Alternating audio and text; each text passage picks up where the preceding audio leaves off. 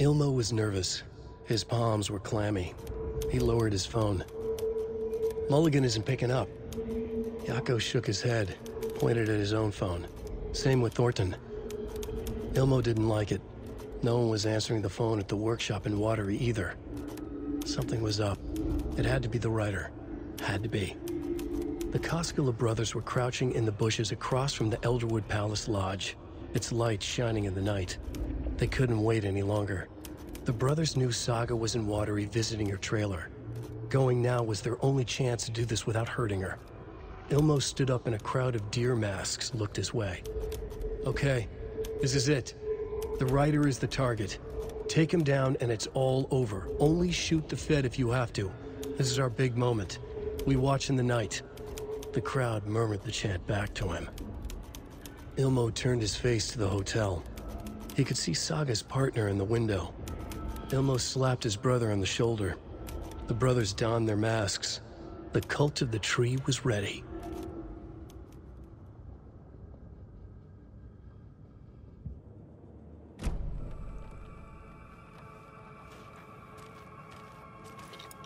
They're all so soft and sad.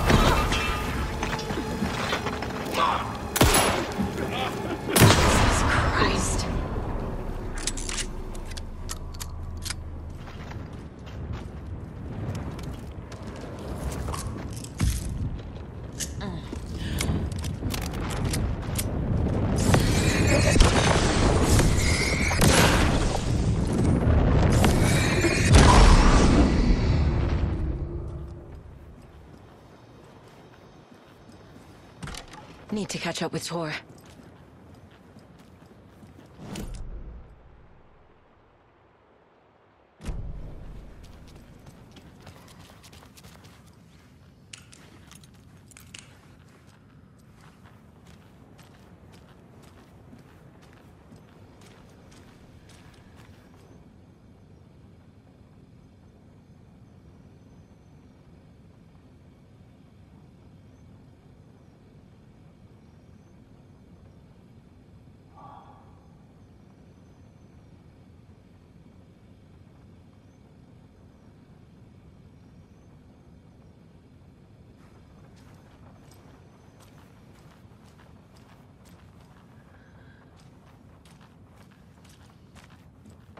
This must have been Tor's.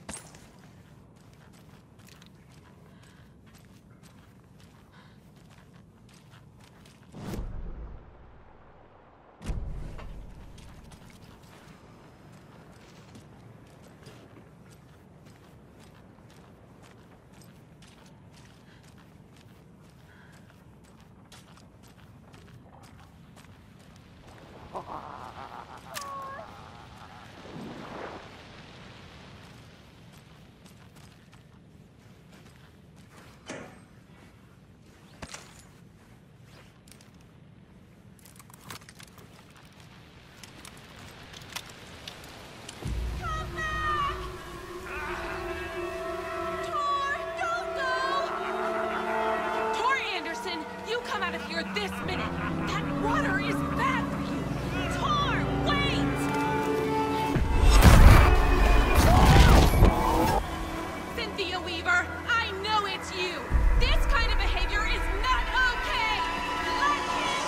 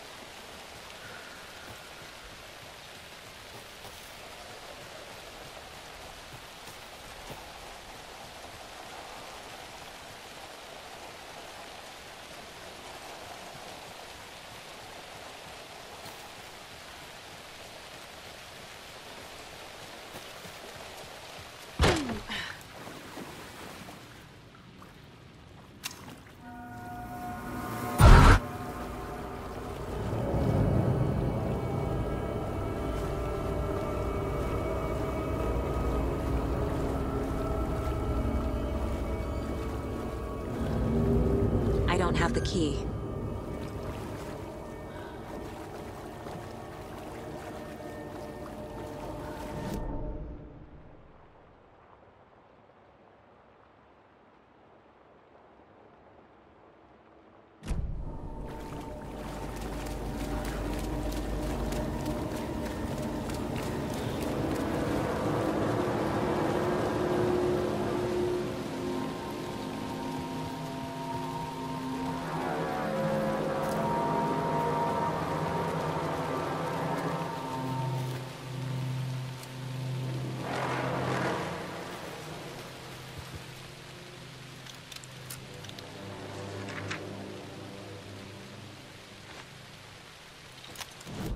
It's 1988, a face-off between deities on the rim of Cauldron Lake, high above its dark waters.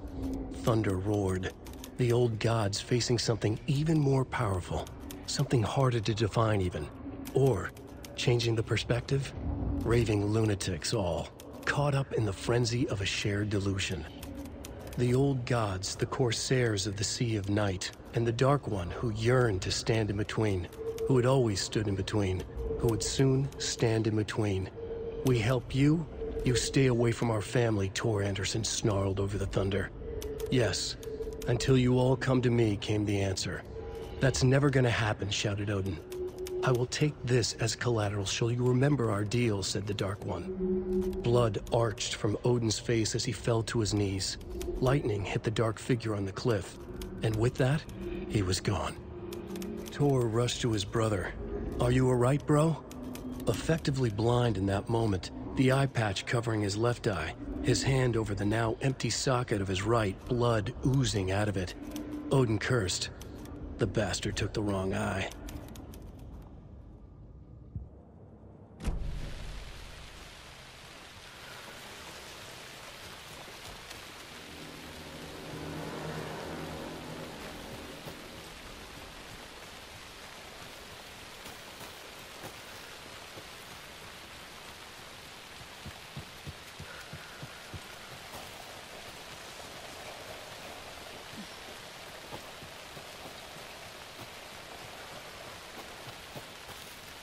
What was that? Where did Tor go? What on earth do you mean, Saga? Tor is resting in the wellness center. Remember?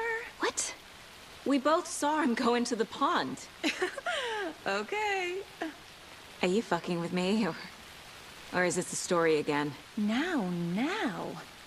Let's cool it with the language. She's clearly lying to me. Why? Rose watched Tor go into the pond. Why is she lying to me? The secret mission for Alan's #1 fan. The hero will say Wake has returned. We're all characters in his story. Gee whiz. I'm not his fucking character. But I can use that phrase to make Rose stop lying to me. Wake has returned. Cynthia took Tor. What happened to her? When the darkness touches your head, your bookshelf gets shuffled. I put her lamp in the shoebox. What do you call a lamp lady without her lamp? Is Rose talking about Cynthia or herself? Or both?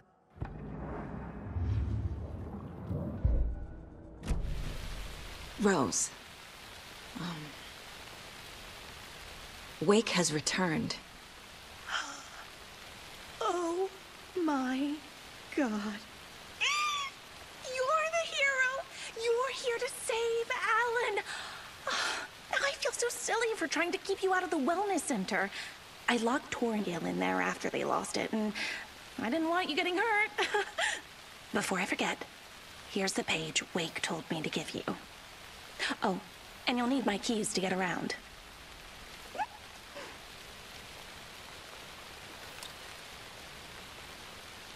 Saga jabbed the selector on the jukebox, the missing record in its place. Saga couldn't have found it without Odin's help. A light bloomed in through the garden window. The horror story beat me to Tor. I have to rescue him. The key to this overlap is an old Gods of Asgard record. Odin will know more. What happened to Tor just now? Cynthia took him. Ugh, I knew someone was messing with Tor's head. There's something wrong with the water here. Pipes acting up, black stuff coming out. Cynthia's probably behind that too. Does Cynthia have any connection to the cult of the tree? Oh no, she's way too frail for that. But she used to be this town's best defense against the forces of darkness. Well, after Alan. But I guess it finally got her. You're the one leaving those Alex Casey lunchboxes around, aren't you? Guilty. They were the only Alan-related containers I could find online. He told me to destroy the Taken around town, and I needed some way to stash my gear. I even recruited Mandy May to make knitwork decorations to mark the sites. The stashes are for you, too. You being the hero and all. Thanks. I already have been. Wake is in custody. How have you been in contact with him? He leaves me messages in funny places, like the newspaper, books. Once he even wrote to me with a cloud. If it's something really important, he tells me in a dream. Okay. And what does he say to you with these clouds? Ways I can help him, how I can stay safe, good dinner recipes, ways to kill Taken, lots of stuff. I've been finding some pages of writing lately too, so he must be working on a new book. Exciting. Wake tells you how to kill Taken? Oh, sure. You're the hero, so you must know all about it. All you need is a strong light, and then your conventional methods of extreme violence. Simple stuff. The tough part is hiding the bodies. I honestly don't know how to react to this. Just doing my part, sister. You need to get the residents out of here. It's not safe. Oh, this kind of stuff rolls right off their backs. They've lived very rich lives. Very resilient. But I already told everyone to wait at the designated muster point on the front porch. We run drills every few months. I'm so proud of them. I'm impressed by how prepared you are. We're pretty used to this kind of thing.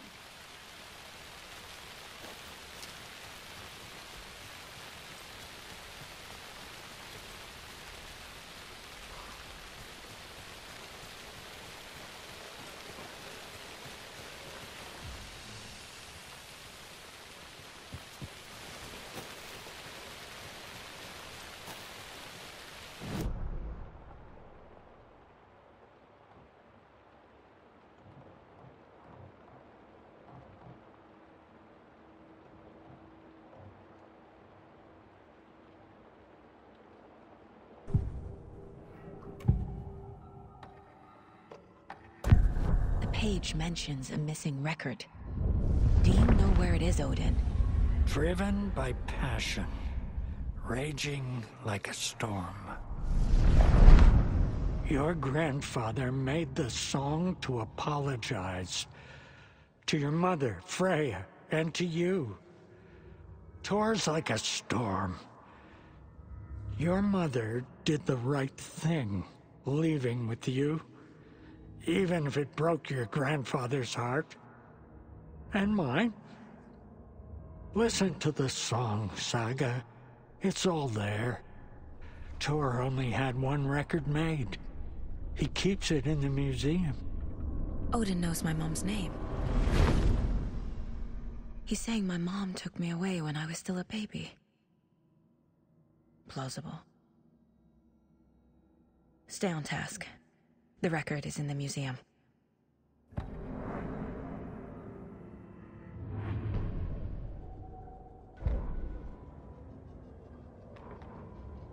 Saga jabbed the selector on the jukebox. The missing record in its place. Saga couldn't have found it without Odin's help. Standing there, Saga felt exposed, expecting the shadows to come alive. The needle crackled on the vinyl. The song swelled. Odin had said it was written for her and her mother. Her grandfather's apology. The lamentation of an old man. His heart was broken, sinking into darkness. Odin had said that the song would be a way to know Tor, a way to find him. A light bloomed in through the garden window. That's where Tor had vanished into the pond. Saga knew what she had to do.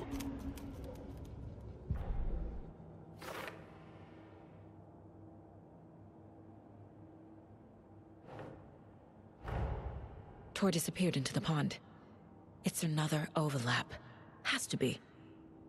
How do I get inside?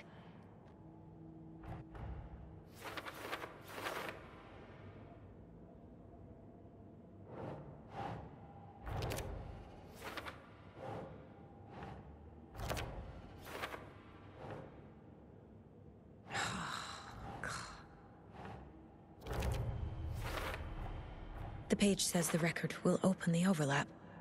Or is the page predetermining it? Am I just playing into the story?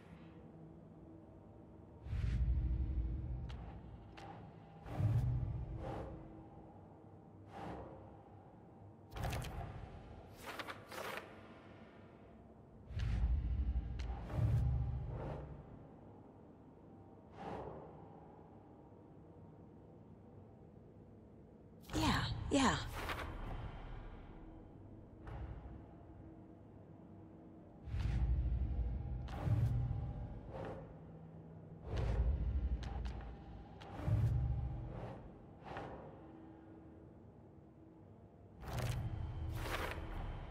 Rose Marigold left these lunchboxes for me. Alan Wake apparently told her to. I guess I owe her one.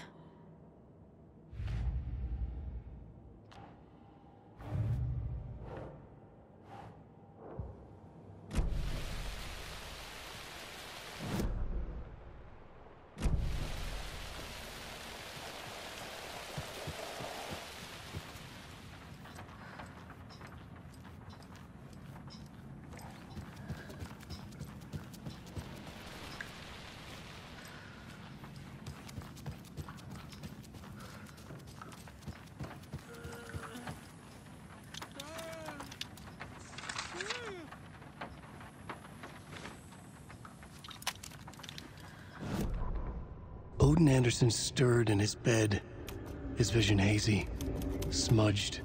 He felt weighted down by an ocean of dark water. Through the haze, he made out Saga. Odin felt useless. He wished he could tell Saga how his silly faces made her smile when she was young. Too young to remember. Odin used to joke that Tor was her grandfather, but he was the Allfather. He smiled at the memory. Odin was the kinder of the Anderson brothers. Tor lacked patience, more volatile. The brothers fought a lot, but they were inseparable. Now Tor was missing, dragged into darkness. Odin could feel it. Time was running out for both of them.